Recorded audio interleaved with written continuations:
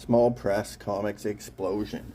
This publication came out in 85, 86. And it started as kind of a newspaper, and it was really cheap and whatnot. And then they came out with the magazine size. But this publication started and pretty well ended the black and white comics glut of the 80s.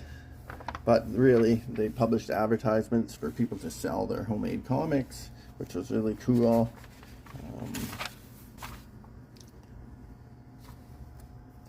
Just tons of crazy stuff. U-Force.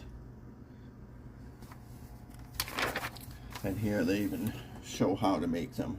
Fold the 8.5 by 11. Create a book. And there you go. You got 8 pages. I actually even ordered